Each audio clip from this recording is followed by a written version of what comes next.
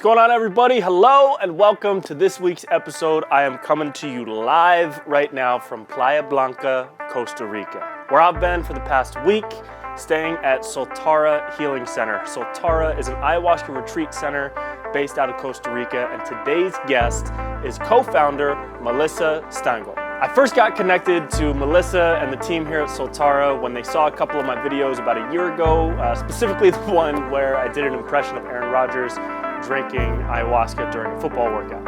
I got to know them a bit more. I got to know a bit more about their mission and the goal of Soltara and the work that they do here. And I made a trip down. And I've been super grateful for the opportunity to come stay here for the past week, where I have had an incredibly transformative experience that I'm still processing. I'm gonna do a little bit of a recap video that I'll put out on my Instagram page. By the time this episode comes out, it will also be out there. And as many of you guys know, I do a lot of work with this organization called VETS, Veterans Exploring Treatment Solutions. VETS actually works directly with Soltara to facilitate some experiences and stays for their community here in Costa Rica. Ayahuasca is a very powerful medicine. It's an incredible tool that can be used for personal growth, spiritual growth, healing of many different forms. And once again, I was just very grateful for the chance to come down here and experience it for myself. I had sat with ayahuasca only 2 times before coming down here in somewhat of a different setting. The way that Soltara facilitates ceremonies down here is in the Shipibo tradition, which we're going to learn a whole lot more about during this conversation, as well as Melissa's work in policy and the general landscape of the psychedelic movement as it currently stands, in addition to Soltara's place in that movement and how ayahuasca can help bring about change to people across the globe. But real quick, are y'all happy? Are you healthy? I hope you're both. Because if you're just one, but you're not the other, then your life is a little bit off balance. And life is all about balance. We should all be balanced and happy and healthy. And I would love to offer you some suggestions on how you can optimize your overall health based on my experience with Legit Gold, She Legit, and Hemp Lucid CBD, the 2 sponsors of this season of the Good Trip podcast. Why did I decide to rock with Hemp Lucid and Legit Gold? Because they both brought me so much benefit to my overall health in 2 completely different ways. Hemp Lucid CBD uses a proprietary strain of USDA certified organic CBD, which not a lot of other companies do. So I know what I'm putting in my body was crafted intentionally. And that just makes me feel better, first off. And then I feel better physically because it actually works. I use the water-soluble version. It dissolves super fast into water or a smoothie or a coffee or whatever you got. It's created using advanced biotechnology so that the particles of CBD are broken down into more bioavailable particles so that your body can absorb it and put it to use faster. Hemp Lucid also offers a lot of creams and topicals on their website, as well as 3 different types of mushroom-based gummies with reishi, lion's mane, cordyceps, and all types of other wonderful things for your body to help you focus during the day, de-stress in the evening, or ease into sleep at night. I have 1 of the sleep gummies each night, about an hour and a half before bed, and I find that I can fall asleep faster and I wake up feeling more refreshed. And you can do the same. Check out hemplucid.com and use promo code PELA for a discount on your order. And after you wake up feeling refreshed, I highly recommend you check out Legit Gold, She Legit. She Legit has been a part of my daily life for the past couple of months, and I've noticed a tremendous difference at the beginning of my day leading all the way through the afternoon. She Legit has been used in Ayurvedic medicine for thousands of years, and it's super easy to consume. It's already pre-dissolved in the dropper version, which is water-based, or a pea-sized drop of the resin quickly dissolves into your morning coffee or tea. And you know, there's a lot of products and companies out there that claim that their product will solve all your problems. Neither of these do that. Both of these solve very specific problems for me and my life. And there's been all types of research and scientific studies on She Legit in particular and its positive effects on liver health, boosting your mental clarity and focus, balancing your hormones, and also boosting testosterone in men. Cruise over to legitgold.com, use promo code Brent for 15% off your order, and learn more about She Legit and how it can optimize your body at legitgold.com. Use promo code Brent for 15% off. If you're interested in learning more about the amazing work that Soltara does, cruise over to soltara.co, but don't do that yet, because right now it's time to cruise through this amazing conversation with Soltara co-founder and my homie, Melissa Stangl. Okay, so you've been in Costa Rica since 2018? Yeah. Where were you before that? I was in Peru. I was living in the Amazon, like up a river, couldn't get to it by road, and did that for a couple of years, managing operations for the center that Dan had before we had Soltara. Okay. So yeah, got my initiation That's down there. awesome. So, And I was like, what? here, I was like, oh, there's electricity. Wow. Oh, there wasn't any there? It was all just moonlight and Not, hope? there was a generator for like a couple hours a day for the Yeah. computer. Yeah. Wow. That must be like, in a way, did that just force you to find a deeper connection to your surroundings because there was just no distraction of any kind? Wholeheartedly, yes. It was I still think of that time, and it has just this like golden green light in my head, just like waking up and going to bed, like pretty much outdoors. We had mosquito nets, but it was, just surrounded, like completely in the jungle. Couldn't actually really leave the site and go very far. There was a little village next to us. And then to get back and forth to bring the guests and go back to the city was like by boat, and then car. And then actually when the river would rise every April during the rainy season, and the whole center was built on stilts. So it looked like it was just totally floating. Whoa, that's wild. It was That is so amazing. wild. Yeah. That's super cool. Wow. It was beautiful. And it was hard, like after a Yeah. couple of years, I was like, all right, like, I thought that I was going to be like, this is where I'm going to be forever, and my humanness was like, I mean, it would be nice to have a couch, and like if I want Netflix, like if I want it, it's there. Yeah. It would be nice But to have an electric toothbrush. Maybe. yeah, It's the little but it was things. amazing. It was like so grateful to have just like that start for the journey, because it really, Sure. I mean, 6 months of just being eaten alive until, I don't know, my blood changed, or like the new fresh meat that was coming in every week would be like more distracting than me, who probably smelled like jungle at that point. Yeah, all the bugs are like, what do you guys want to eat for dinner tonight? Melissa? We had Melissa last night and the night before. I'm sick of Melissa. She's great, but like I'm sick. Isn't there anything else? I'm a little bit old here. I was like on the phone like 2 months in. I remember so clearly. I was like, it's so hot and I'm eaten alive and I miss everybody. And like, so it was like a bit of a hump, but then I drank some medicine and Maybe that's what it was. Once you had medicine flowing in your blood, all the bugs were like, she's one of us. She's one of us. She's not like just enough of that anymore. ceremonial stuff. Yeah. We're tripping way too hard when we get Melissa for dinner. So let's take some time off. So. That's really funny. So when you first got there, was that your first kind of landing spot down in Costa Rica? That first center that you had? Was that kind of your big splashy introduction to that way of life down in Peru? Or had you come from what was the build to get to that space? Yeah, so Dan had been building the center for a couple of years. He had been running it for a year and took a year to build it. I did go down to Peru for my first experience with ayahuasca back in 2013, and that was I don't know if you like, should I tell the whole story, kind of like my background? Or okay. I'd love to hear it. Yeah. Okay, cool. So basically I was like very much in the STEM Western mindset field. Like I have a background in biomechanical engineering or biomedical engineering. Sorry, it's been a long time.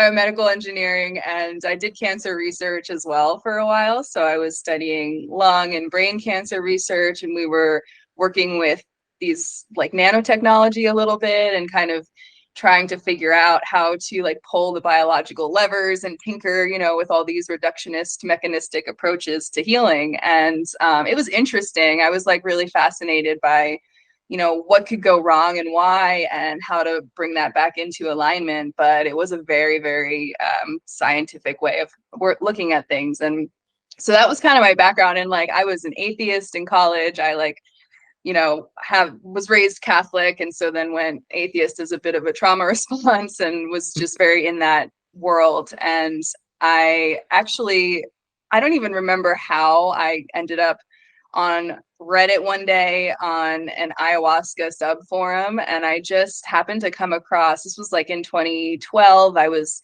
going to be graduating from my master's program and starting a corporate job, and I was kind of looking for something to orient me to like, okay, this is not going to be the most fun, but I have a lot of student debt and I need to take this corporate role.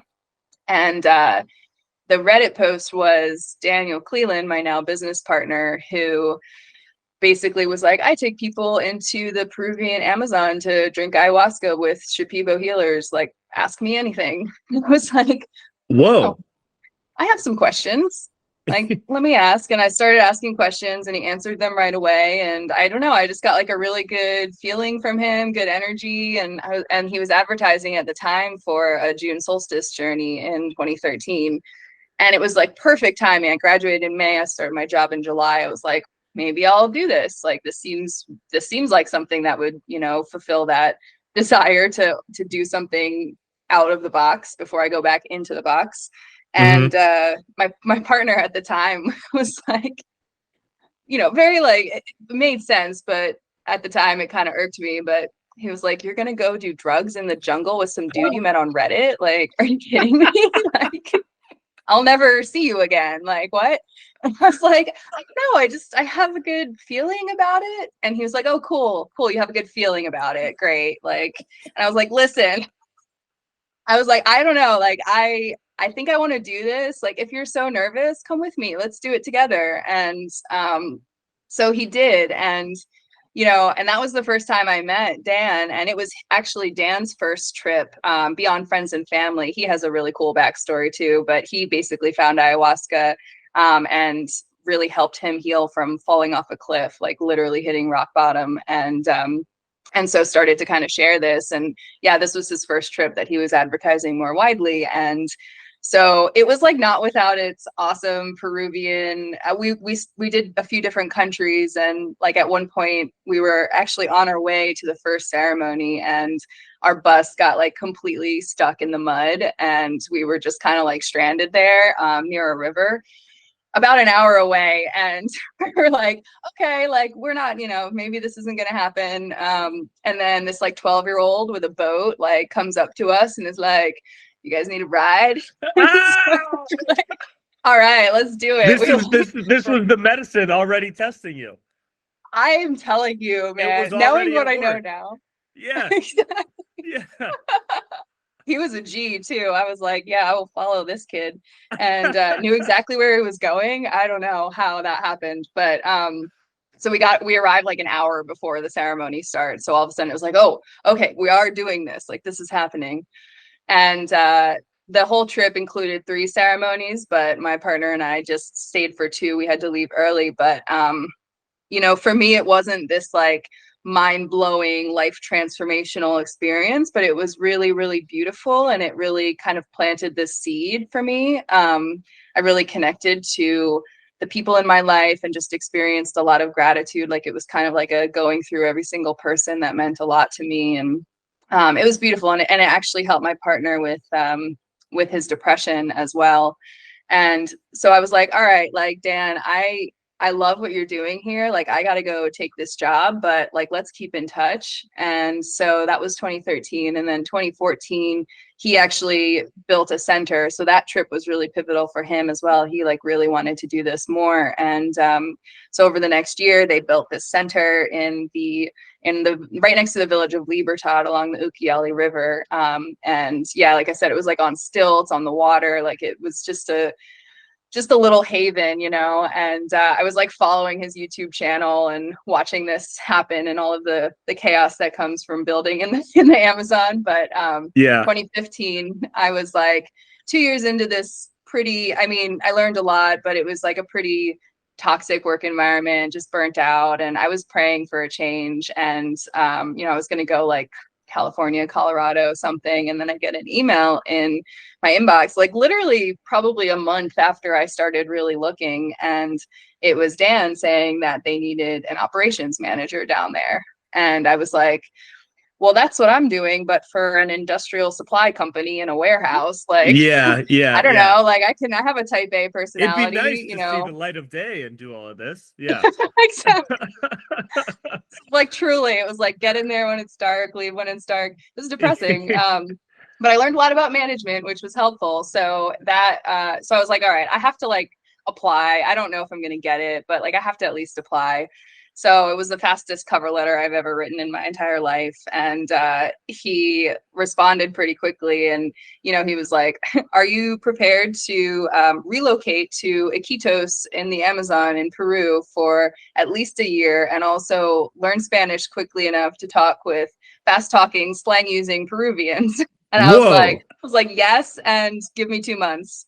And I was like, all right, well, I got it. Like I asked for a change, like now I have to take it, you know, like Yep. that would be so yeah, so he took a leap of faith on me because I had only had 2 ceremonies until then, and then I took a leap of faith and yeah, sold my stuff and you know amicably separated from my partner, which was perfect for us, and yeah, and like moved Wow. down. And so I yeah ended up managing operations there for about 2 years and really got to do some dietas, drink ayahuasca, participate, and also learn how to lead people. And I wasn't like in the ceremony, but I was doing all the logistics. And we would also do these tours to Machu Picchu once a month and do work with San Pedro up there as well. And so it was just like such a, yeah, like I said, it just has this like golden light in my memory of just like a real opening for me. And then after a couple of years, you know, we felt like we had been learning a lot about what was needed. And so this was around 2017. Dan actually sold part of that company to a new owner. And things started to shift, and I started to feel like, okay, maybe this chapter is closing for me. And also, you know, I still wanted to be in this work and do this, but I didn't know that I could make that place my home for a really long time. And so Dan had started his whole journey with international ecotourism in Costa Rica. So he really, really loved this country. For us, it felt like a lot more accessible, kind of this midway point. And there wasn't really any, you know, Shipibo focused healing centers here at the time. And so he was like, you know, do you want to start something new? Do you want to start, you know, a new center? And we basically over many conversations were like, okay, in the old center we had different medicines. It was like combining lots of things, a few different traditions, and then there wasn't really, I mean, just in general at the time there was like a Facebook group afterwards, and like the hard work starts when you get home, and that was integration, Right. you know. Yeah. Yeah. And so we were like, okay, like we're gonna do this. We need to just work with ayahuasca, just Shipibo healers, and we need to focus on integration because it's a problem. Yeah. It's I more ended up than like, a meme. Yeah. it's more than a meme. Exactly. Integration is more than a meme. It's more than a journal entry and like a look up at the stars. There's a little more effort Yeah, goes in. Yeah. exactly. And sort of, you know, you're meeting two healing paradigms. Like, what are you, you know, how are you actually being a bridge for that, for people that obviously have these profound experiences, but just, yeah, don't know how to bring that home to them. So, yeah, so that was a big focus of ours. We worked with psychologists and had an amazing advisory board supporting us as well. And yeah, and I think also preparation, there needs to be like a word that also includes preparation and integration, like this outside of the container support, because I mean, for me, that seems to really determine, you know, what people get out of this. Yeah. Yeah. Totally. So I want to go back to when you were on Reddit, because that is a hilarious way to find out about all this stuff. For me, it was when before I did my first ceremony, it had been crossing my path more and more progressively for like a year. And I was doing little bits of research here and there, and I was having conversations with people. But it's interesting that you and your former partner kind of had two very opposite reactions or like perspectives toward what that work could have been. And I know there are a lot of people out there who also share maybe some of what your perspective was, like seeking some type of change. And then there are a lot of people that probably share what his perspective was. which is why are you going to go drink mud with some random dude named Dan when we have dinner plans Friday night? This is wild. So I'm curious, like, how did you see, what was your perspective toward your former partner's transition into being more willing and open to actually have that experience? Like, what do you think somebody like him kind of went through at the time? Yeah, there was definitely a lot of skepticism, right? Like he was also an engineer. He was very much in the STEM world, and there wasn't really. He was also an atheist. There wasn't any real connection to spirituality. I mean, we were both the same, you know, and I can I definitely understand where he was coming from, and I was there as well. And I think that, you know, for him, there was a lot of fear. There was a lot of like, what's going to happen? I don't like to lose control. Like I have things in my life that are, you know, going a certain way, and you know, pulling the rug out from under that is maybe not something that, you know, I'm ready for. What does that look like, you know? And I think yeah, I really empathize and respect those feelings. And you know, I could also see, having been in partnership with him for almost 6 years at that point, that he wasn't happy, and that, you know, there was something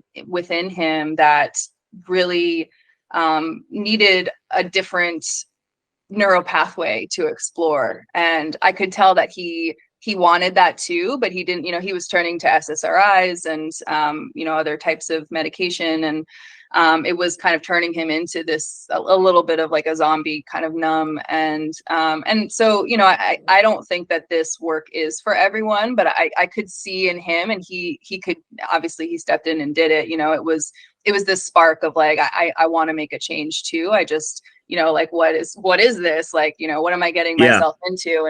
And again, that's where I think the preparation and really taking your time with these things and making sure that, you know, you do have a support system. And for me also, like, I really enjoy learning about the science of what are these technologies and what is happening here. Because, you know, there's a lot coming out about the ways in which ayahuasca and the alkaloids within it, the harmines and the harmalines, are actually supportive of neurogenesis. Are, you know, they're being tested to support Alzheimer's and, you know, Parkinson's. And they've done like fMRI scans of brains while they're under the effects of ayahuasca. And what they found was that it connects basically three main parts of the brain. And I hope I get these right. So it's the prefrontal cortex, right, which is the thinking, like cognitive, conscious part of the brain. And then the amygdala, which is the emotional center. That is where, you know, if you got bit by a dog when you were 5, you're going to have this fear of dogs for a long time. And that's where that lives, right? And then it connects the hippocampus, which is basically the bridge between those two parts. So what it is it's actually allowing direct conscious access to the emotional subconscious centers of your brain, and then promoting neurogenesis, actually helping to rewire those connections from a place of agency within your own consciousness, you know. And so it's the opportunities here, I think, are just, I mean, the technologies, I'm so like amazed and humbled and grateful to have access to this, and really just like inspired by the way that the, you know, Shipibo and other traditions and indigenous elders have been like really understanding this for a long time on an embodied level. But, you know, we're just sort of catching up with the science part of it. But that's yeah, fascinating too. You know, we have to meet people where they are in their thinking and frameworks. And so that's what's totally. important to me. That's cool. I think the science, the science aspects to plant medicine work is unbelievable. It's wild to me personally. I'm such a wannabe science nerd because I don't understand like a lot, but I love like listening to it, you know.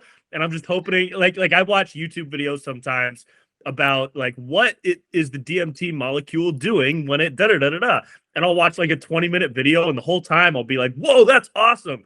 And then as soon as it's done, I'm like, what? I don't remember any of it. Like, I just don't think my brain chemistry is wired for that, but I'm trying. I really do try. And I think when you talk about preparation, I think a lot of people, it's lost on a lot of people the benefit of like a little bit of scientific research and what that can do to maybe even ease you into the process.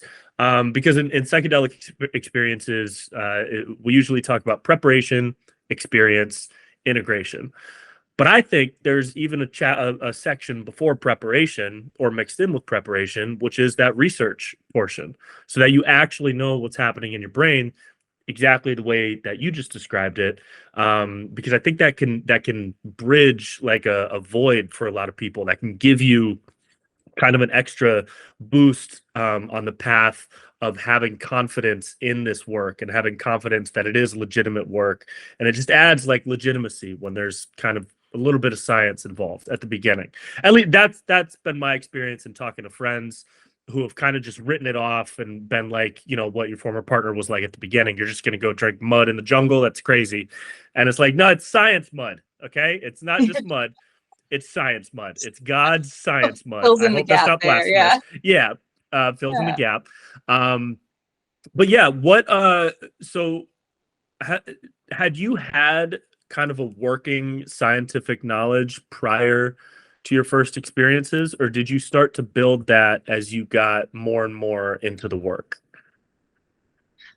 For me, I didn't have really that. I really went in kind of blind. I was like, oh, this Yeah, looks like something cool. I had done mushrooms towards the end of my college years. I was very much a part of the anti-drug war. Like I was the just say no kid, 10 years old, like, tooting air. that horn Yeah, and like judging people and just being that person that, was like very close-minded about these things. And so I really understand the just the idea, the overall stigma that is so pervasive. And, I think that it's just like it's lumped all of the drugs together into one bit, and there's like no room for nuance. And I was in that world for a really long time until literally my like last year of my master's program, where my dear friend was like said the word psychedelics, and I just like perked up and I was like, what? And then like within a month we had tried some mushrooms and we were like giggling on the roof and drawing chalk on the sidewalk, and like I was like, oh, this isn't so bad. The love, like great, that's awesome. and so Yeah, I was yeah, like a little bit open to the potential that psychedelics had. And even at that time, in that first experience, we didn't know what like intentional ceremonial approach to these medicines was. But we sort of created it naturally, like we set up a little space, we, made like collected flower, like we did a thing. And it really was just such a beautiful experience. So I feel like there is some innate sort of desire within many humans to connect with something bigger than themselves and to, sort of be a part of the larger ecological web rather than sort of feeling as if we're separate from it, or like, we're above anything else in nature, which, it's just such a pervasive narrative and, yeah, enacted in so many different ways. And so, yeah, I think the sort of war on drugs has been something that, especially in the world of psychedelics and plant medicines, has been this very, very difficult thing to overcome. And it's also, again, just so much about the set and setting, because, if someone like, crashes a car, and, nobody blames the car like that, it's a bad car. But if anything bad happens in the psychedelic space, even if it was like misconduct from one of the facilitators or an unsafe setting, but everyone just blames the psychedelic itself. right. And I think that's where, we need to do a lot of work into how to correct that. Yeah. And so you just came back from this conference. Yeah. That was this past weekend. I really want to know about that because it feels like there were a lot of people there that share all of these perspectives you're sharing. And um so what was that conference that you were at? Yeah, so we have been in Costa Rica. There's been this kind of slow building up of like Who are the others? There's actually a lot of beautiful medicine and healing work happening here in Costa Rica. And we started to basically find each other. And so there's a few centers in Costa Rica that have been here for a long time. And they're, in Costa Rica, it's not like legally regulated. It's not protected as a cultural heritage. It's not illegal either, ayahuasca specifically. Other psychedelics and other drugs are. But with ayahuasca, it's kind of in this area where it's a little bit gray, because it's not like formally protected or legalized. It's just not listed and it's not illegal. And so we have like really good relationships with our, local municipality and the Ministry of Health and the government. But Awesome. at the same time, there's nothing preventing if like any bad actors happen or come out or something happens, then it could just become illegal, and that's the end of that. And so we started to realize like, hey, we need to really start gathering as a community and organizing ourselves. And I think if we formed some sort of national alliance, we could learn from each other and really start to enhance our own practices and start to pool resources and, raise the ethical standards to support guests better. And also if the government ever decides to become involved, then we can be like, hey, like we have an organization, we have protocols, we have, safety standards, a code of ethics. This is how we handle, things that happen or bad actors, kind of having all of this already organized. And also to, just really like lift everybody up and really understand that like this is a community, and this is collective, and really trying to lean into collaboration over competition. And so this was our third summit, and we have these different pillars. So we have harm reduction and safety, preparation and integration, science, research and education, community care, like Alianza Care. So the organization is called La Alianza de Plantas Sagradas, the Sacred Plant Alliance, and then service and reciprocity. And so actually over the last year, we also have worked with the University of Costa Rica, an amazing socioeconomist there who's been a professor there for 30 years. And we wanted to do a socioeconomic study of, what are these centers doing in terms of connecting with the local communities, bringing in, revenue for Costa Rica, tourism, helping to lift the standards of, ecotourism here, and also bioconservation. Like we found out that across all of the ayahuasca centers that we know of, which is at least 60, Wow. we are actually, I know, we're actually like conserving more land than the largest national park, the Monteverde Cloud Forest. So, and it's just like, okay, we're Amazing. here for a good reason. Yeah. And we bring in revenue that's about 10% of the coffee industry here, which has been around for 170 years. The coffee industry is huge in Costa Rica. Yeah. That's wild. It's wild, and we're cool growing. Growth. Oh my gosh, I had no idea it was that big.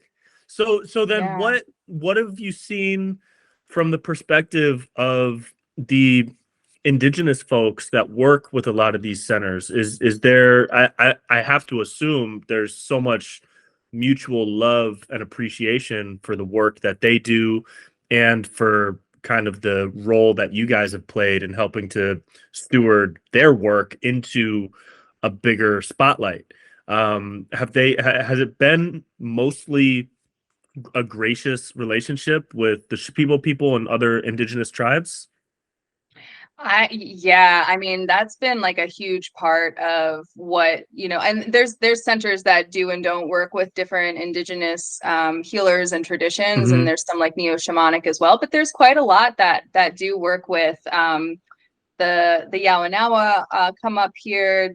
There's actually quite a number of centers that work pretty closely with Costa Rican indigenous populations, the Baruca and the Bribi, and they don't have plant medicine, but they do, it's not just focused on ayahuasca. They'll do like other things like land offerings and things like that. And yeah, for us, it's been really, really beautiful because a lot of the healers that we worked with have not really traveled to another country to do this work. Some of them have, but to be able to kind of like bring them up here and, have this opportunity for them to like explore this country and share their medicine. And it's been like really, really cool because what we've seen now is like the younger generation.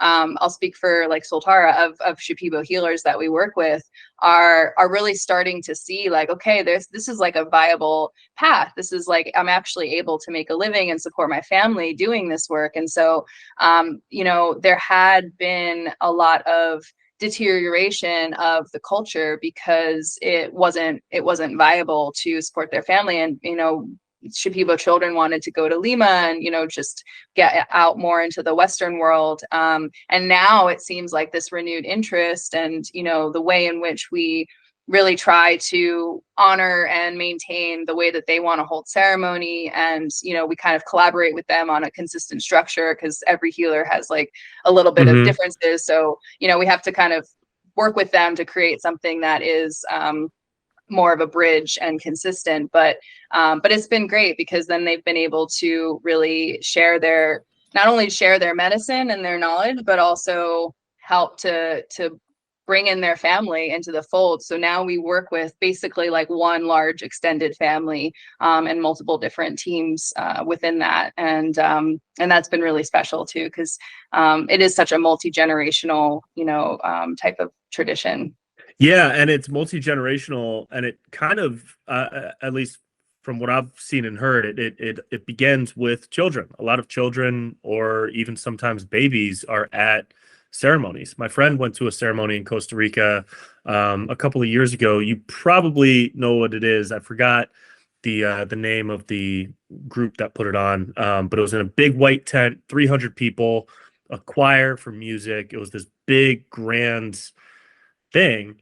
And he said there were babies, and some of the babies were getting like a finger dip, and at the ceremony that I sat in, at one of the ceremonies I sat in last year, there's a 10-year-old boy, and he didn't have a full cup of medicine, but he had like a very tiny amount because his mom was trying to introduce him into that space and into that work. So it seems like something that is not only passed down through generations, but also just is present in every generation. Is that something that you've seen down there as well? Yeah, absolutely. I would say the majority of healers that we work with, and we work with 4 different teams, eight healers. They started when they were kids. So anywhere from like 6 years old to 14, really getting their introduction to this work. And so it's very, very integrated into their culture. And we obviously don't serve children at Soltara, but knowing that this is like something that they've been doing for a really long time, and that it is just such a part of their community. And my personal perspective on it is it's a brain vitamin. I mean, it really is. And the kids already have so much neuroplasticity.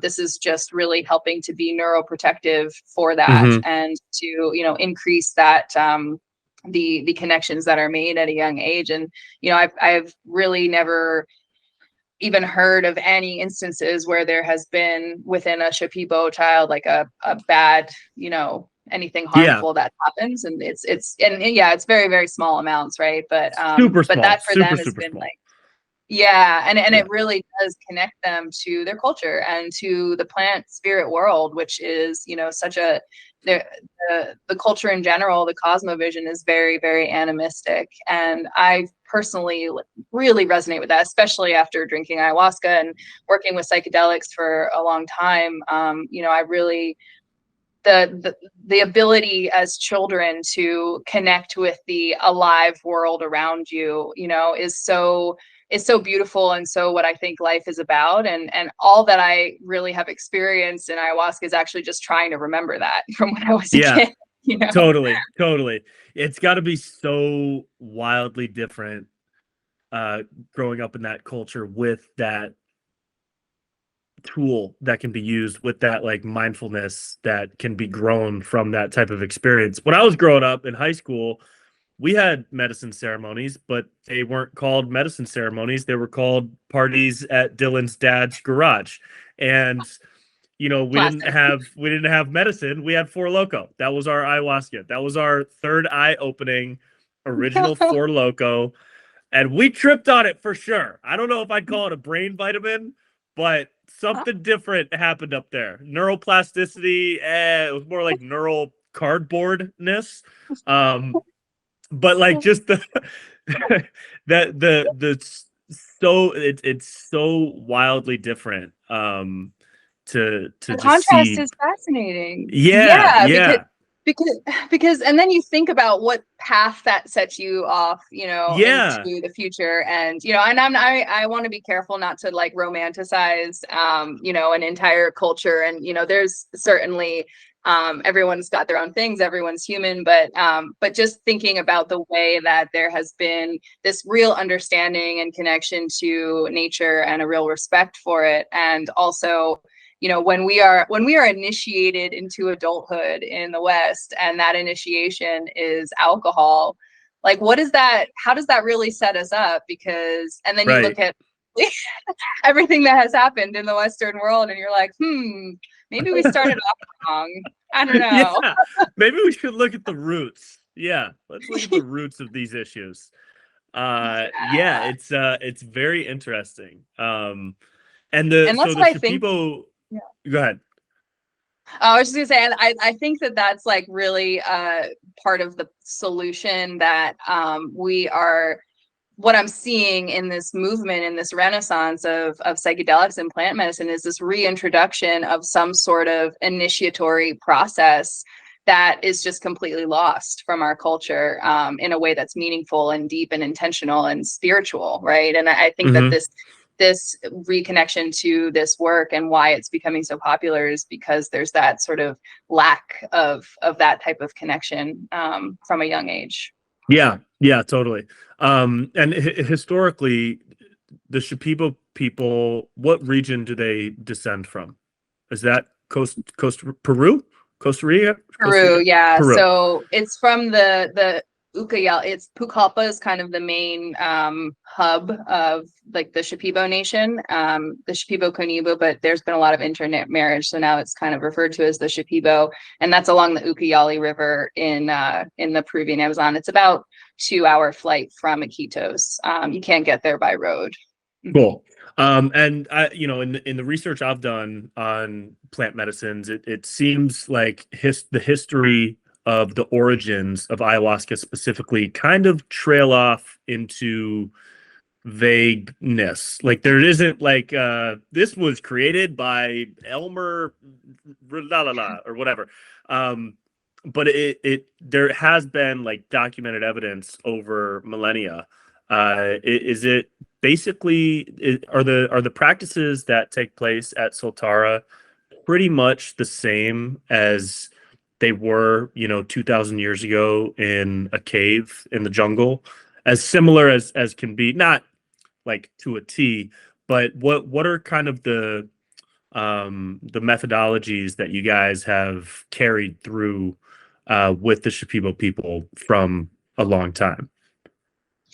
Yeah, absolutely. So I will preface by saying that it is an oral tradition, and you can ask. So there's no real documentation, through the ages, and you can ask, different healers within the Shipibo will work in different ways, and so it's sort Hmm. of hard to be like, this is the traditional way, because that's again just painting one culture within one brush. But so I would say that the main foundational pieces that are really important to the Shipibo that we work with and their culture is the Iguros. So this is the healing songs that they sing during ceremony, and this is basically actually for them the main conduit of the healing work done. So it's not even ayahuasca that's like the main thing. What they, in fact, according to a lot of the healers I've spoken with, a lot of times in their communities, the patients wouldn't even drink the medicine. It would be the healer would drink the medicine to connect with the spirit world and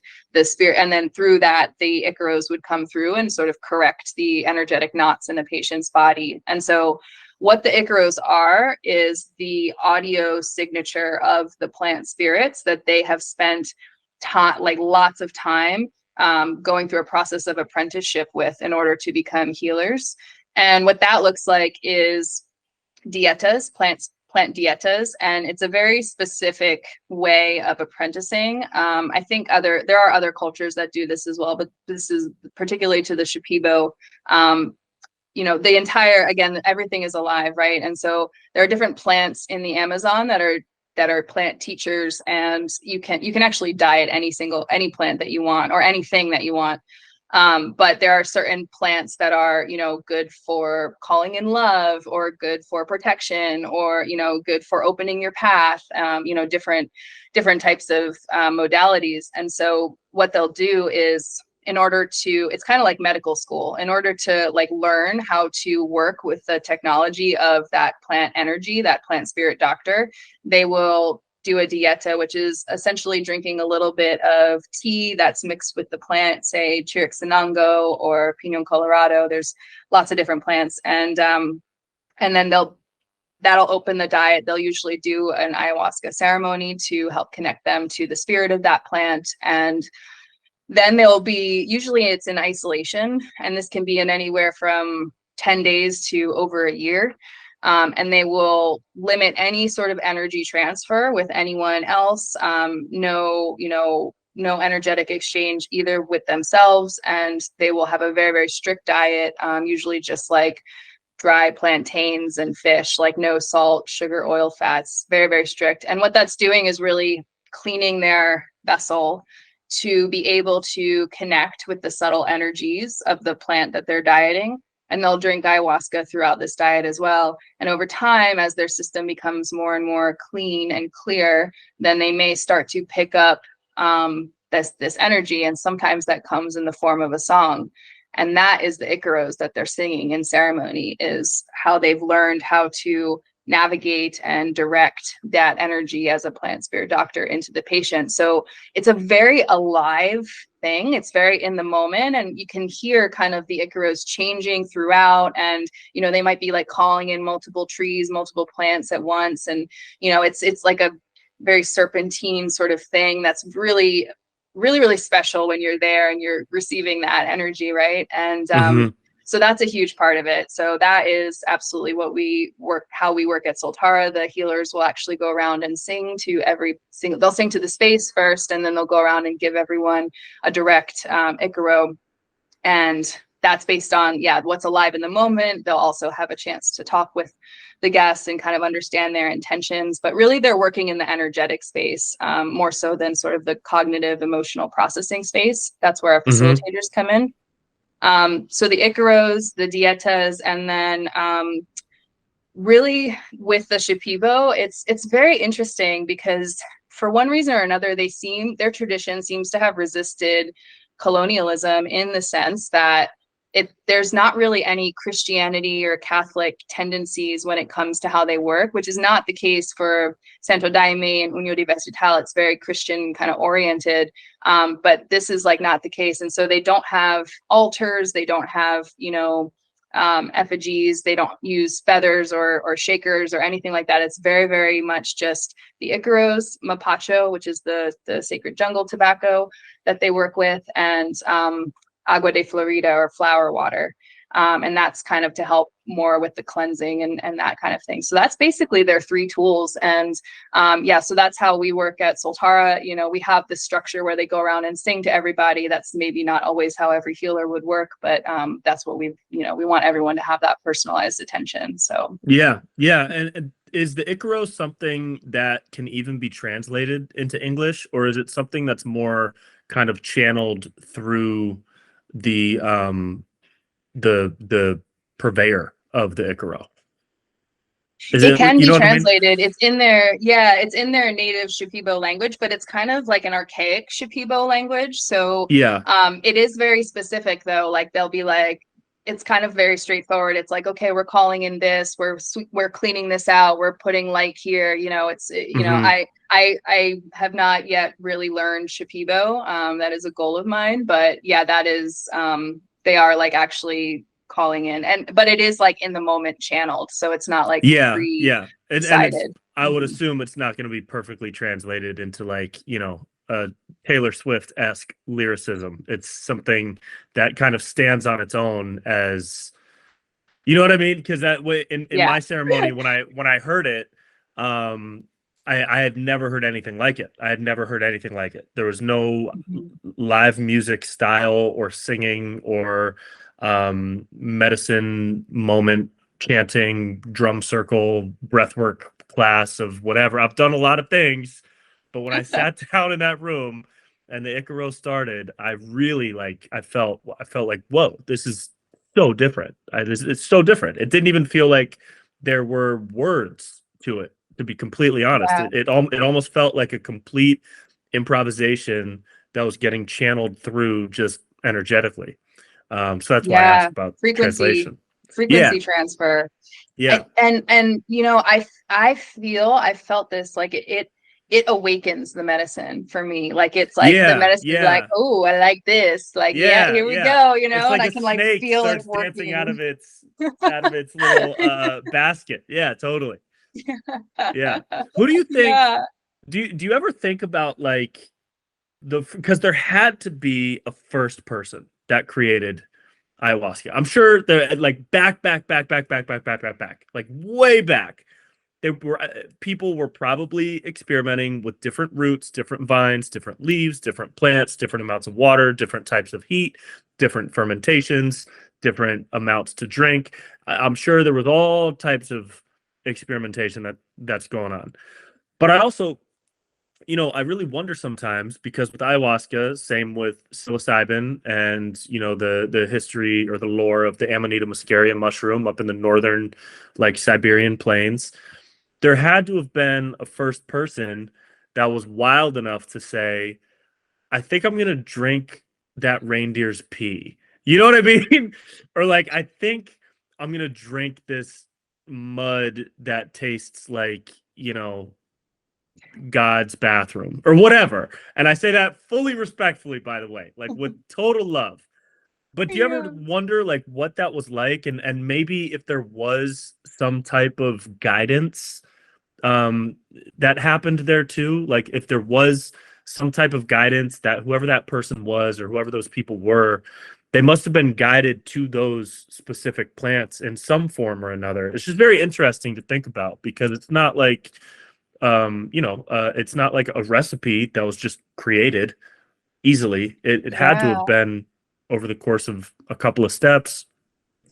Yeah. Well, the Shipibo origin story of ayahuasca, and I'm sure other traditions have other origin stories, but for them, it was actually grandfather tobacco was the spirit that guided them to knowing which plants to combine and create this brew. So I always found that really interesting because, to me, it really it kind of goes beyond this sort of like random chaotic how did things come together or who was experimenting. It was like no, it was actually guided by the plant spirits themselves, in one form or another, because it is so specific. And it's like the fact that it's a combination of two plants, and now that we know the science of how synergistically they work together and what, one allows the other to be orally active, which is like,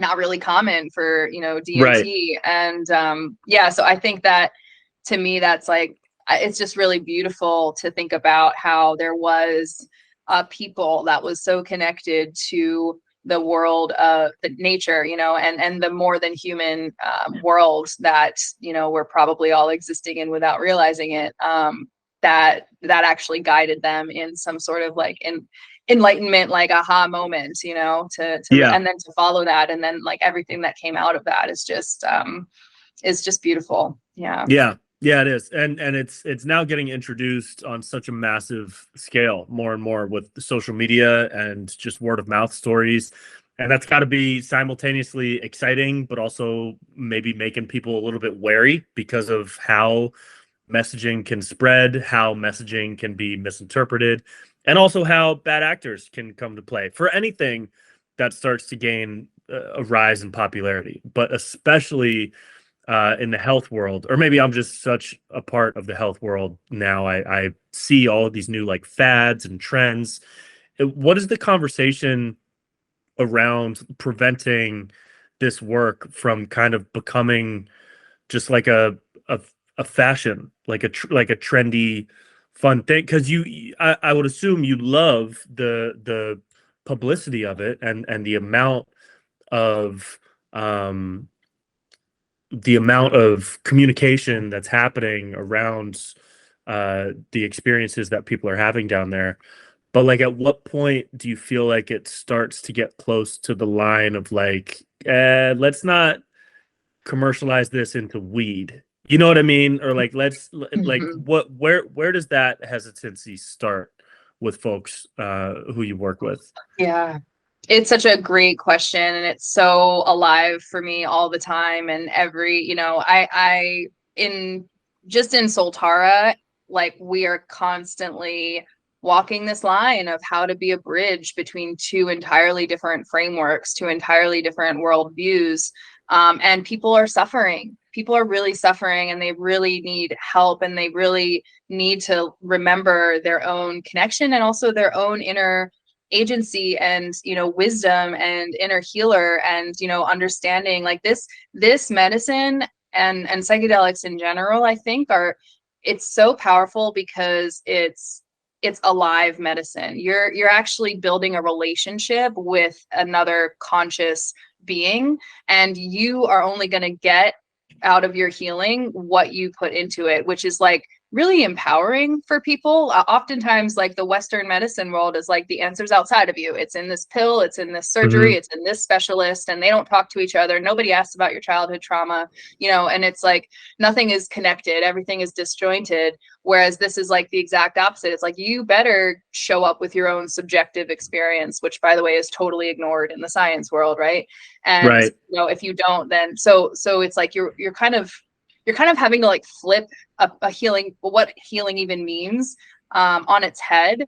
And that's where I get concerned, because I think that a lot of times as this movement continues, the over focus is on the how can we overlay our scientific frame of mind onto this work, and how can we overlay our like psychological frame of mind. Like, so right now in Colorado they are actively doing this, it's in like the open period for comments. Everyone should comment on the Natural Medicine Health Act, and they're submitting their proposal to the government of how to potentially regulate these medicines, which would be such a precedent setting. I mean, Oregon did psilocybin, but they're like really working on all of the medicines. And I actually had conversations with the legal team that is working on the legislation, because it's again, it's just like, how are we, like, what are some of the ways that we can do this in a good way? We want to be respectful, we want to be open and holistic, and we have to keep people safe, and we understand the Western psyche and nervous system, and these people are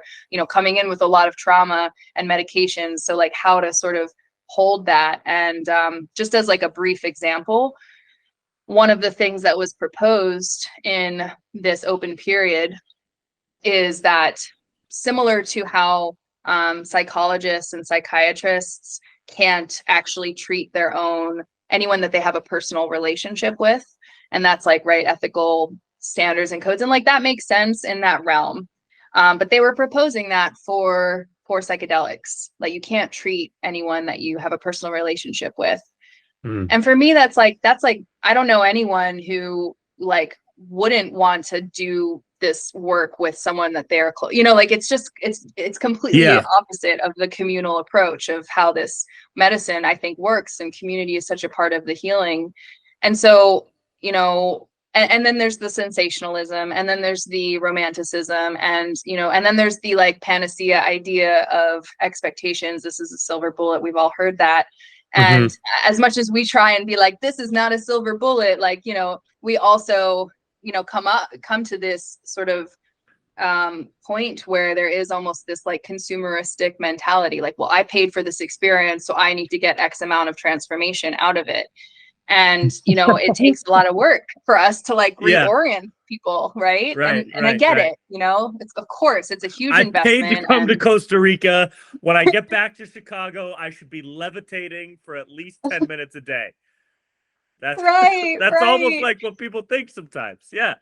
And and it's like, I have like a lot of compassion for the fact that, like, again, people are suffering and they just don't know what else to do, and of course they're investing a lot into this, and they want there to be change, but it's like, yeah, you have to like understand that this is not like a Western pill that will change your brain chemistry a certain way and you can be guaranteed. It's such a personalized experience, and oftentimes the deepest work is actually done just on the subtle energetic body. And sometimes it's just really physical for people, and like they feel like nothing happened, and they just threw up a lot, or they shook, or they felt hot and cold and like yawned, and that was their experience.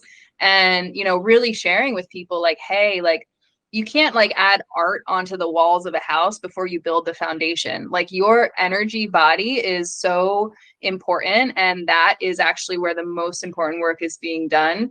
And like, the light show and the visions is not the experience. And sometimes that can be really helpful to create a narrative. Sometimes it's just like distracting, and sometimes it's like, okay, we're going to show you some pretty colors while we actually do the work in your body, clean it out, and then like months later they're like, oh, I think I feel a little lighter, like, or whatever, I'm kind of nicer to my mom, and like without really realizing it. So yeah, it's like managing the expectations. And I think also just really allying with the indigenous cultures that have like the absolute, they're the therapists that we need to be like thinking about learning from, not like a 6-month training for a psychologist like that. It just, so to me it seems like, hey, we have like, what if we formed like an indigenous council with all these different traditions? There's many right ways to do this, and then we also have like the physicians with the intake and the contraindicated medications and like that side of things.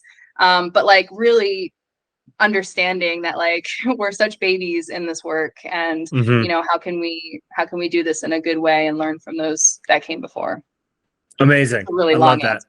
No, it's a beautiful answer. I want to know a little bit more about the Natural Medicine Health Act in Colorado. Can you briefly break that down and tell me about this open comments thing? Because I'd love to. I'll say this at the beginning of the episode too, but for folks listening and watching right now, what are some of the details on that, and how can people kind of be a part? I'm not super entrenched in this, but I have like kind of a little bit of info I can share. So basically I think it was last November, or maybe it was 2022, Colorado did vote on the Natural Medicine Health Act. And there were 2 bills on the table at the time. And like, sorry if some of the nomenclature is not right, but basically there were 2 proposals. One was just decriminalize everything. No regulation, but just like, no, this, and for the people that were for just the decriminalization, it was like this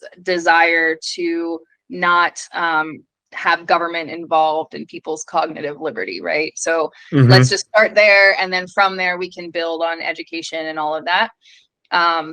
So that was one. And then the second one, which was the Natural Medicine Health Act, which did get passed, was a legal regulated framework for natural medicines. And so that would be like, licensed facilitators, licensed healing centers, and I'm sure many other things, but like those were kind of like how to offer this in a good way. Personal use would also be allowed, and it would be obviously decriminalized, but it would be like, yeah, government's basically involved in creating this. And so Colorado's great because they're very progressive, and they wanted to really they learned a lot from Oregon and the psilocybin legalization, and they, wanted to create some sort of, like, I think where government can be helpfully involved is ensuring that there's not like huge monopolies or like large VCs just, kind of buying up all the centers. And So they wanted to kind of create some sort of structure around like one person can only have this many centers and, you know, some of that. And then also, yeah, basically like what are the, who's qualified and then who's qualifying the qualifiers, I think is a really important question. Yeah. And so, that's basically like what's happening now is what they've proposed is like a set of opinions or ideas on what a legal framework could be. And they have either like, I think it's either till September or the end of this year, for some like open comments. I don't know if you have to be in Colorado or not, but maybe you can just I'll send you the links. You can add it to the comments. Cool. But yeah, so basically at this point, you know, they're trying to be really inclusive with people and, you know, get a lot of differing opinions. And what I've heard initially is that the recommendations are erring on the conservative side, which, you know, is understandable because you don't want to do this wrong. You don't want to hurt people. This is very precedent setting. There needs to be a lot of considerations for safety. But like what I've heard is also that it's just a very kind of overlaying the Western framework onto this and that it doesn't quite work that way. And I think it's such a real opportunity. It's like we're building a new healing paradigm because it is this mix of Western and, you know, natural and indigenous, like into something brand new. And so I think it's a real opportunity to be like, okay, what do we want to build? And like, how do we want to, you know, create more maybe of an ecological framework, or maybe it's an opt-in regulation. Maybe it's like, okay, it's decriminalized and nobody has to, but like you could get like a seal of like, you know, stamped by this association, which is probably what we're going to do in Costa Rica. And with that stamp, you know that there's an intake process, there's informed consent waivers, there's access to this, there's an indigenous council you can, you know, turn to. There's so a there's structure like some of legitimacy. Yeah, exactly. Awesome. So yeah, cool. So we'll see. I mean, yeah, it'll be interesting. I think just like kind of coming from a place of fear about this because they don't want to get it wrong. But I think that, you know, it would be more helpful to understand like, okay, we're not going backwards. Let's start more general. And then as problems arise, because this is a new industry and we're figuring this out, you know, we don't need to like overthink about everything, but we have people who know what they're doing. We have an understanding, you know, let's start more inclusive and then iterate. Yeah, there's a balance to be found in that type of movement. I see a really good example of that happening right now with the MAPS organization. I do some work with them and some other work with this organization called VETS that sends veterans overseas for, they're awesome. DMT and Ibogaine treatment. And every year at their gala, Rick Perry, former governor of Texas and former presidential hopeful in the Republican Party, he's always there. And he's very close friends with Rick Doblin, and they couldn't be more opposite in terms of politics, but they both see like the awesome benefit potential of a lot of these plant medicines and psychedelic therapy treatments. And Rick on stage this past fall, he poked fun at that. He was like, you know, Rick Doblin went up first and he was wearing an all white suit, like straight white, like he was in ceremony, but like a wedding ceremony. I don't know what he was doing. Yes, it was straight white tie, white vest, white shoes. It was awesome. He was glowing on the stage. And then immediately levitating. Immediately following Rick Doblin, out walks Rick Perry with his slick back hair. I love Rick Perry. He's an awesome guy. And he was wearing like a full, you know, I used to be a governor suit. And the first thing he says is, I didn't expect you guys to applaud as much for me as you did for the other Rick. But he went into talking about how, like, even though he is conservative and Rick is liberal, that balance is really helpful with something as massively important as pushing psychedelics through the needed hoops that they need to jump through in order to become legalized and greenlit for therapy. And so the way that he broke it down in that space made me realize, of course, you can't just like liberally, progressively push all of these medicines in through the FDA. Someone like Rick Perry is going to pull the reins back a little bit when needed, not always, but just when needed, So I use that example to as hope for like this movement that you're describing, in that there's a balance that's found from both sides of the political aisle, or any aisles that are involved, that can help kind of steward this in the right direction. I mean, that's amazing. And, at this point, it's like all hands on deck. Like we need Yeah. we need everyone to come with their ideas and their concerns and like their problem solving capabilities, and just realize like, hey, we are at a crisis point in the world in so many different areas, and we need solutions. And if this could help, then it's worth talking about, right? Yep. I wish presidential candidates would have a ceremony before deciding to run. I think that would be my goal, is for every presidential candidate, upon declaring that they're going to be on the ballot, you got to go to Soltara for a week. Listen, I'm on the advisory board for Skippy Mesereau's Elected Leaders Collective, which is literally, he's like, let's heal our politics. And like plant medicine's like one branch of that. So we're going to be like on the plant medicine branch, and there's other, wellness and mental, but like basically that's what he was saying. And I was like, I cannot think of a more important cause to support right now. Right. Yeah. Yeah. I pray. Oh, you know what? Let me show you this. Okay, we're going to do this live on the podcast. This is going to be a fun way to end it. I have a joke in that special about what it would be like if politicians took psychedelics, and I made a yard sign. I made a political yard sign, and I'll show it to you here. Can you see that? Oh my God. So this is the movement. This is the movement we can all get behind. It doesn't matter what side of the aisle you're on. This is something for everybody. Oh my God. I would come to that rally in a heartbeat. Right? It'd be a hell of a time. It'd be awesome. There'd just be the Icaro would open it up, and then everybody would just be partying the whole time after. It'd be great. So that's purging all their demons. It's a great time. Exactly. Purging their demons, and then purge our taxes. We can get multiple things done at the same time. Melissa, I appreciate you so much. I appreciate your work, your energy, what you're putting into the world. I'm so grateful to be connected. I'm so stoked to come down. Is there anything else that you wanted to leave people with, or direct people to online? Any resources or other info that you wanted to share?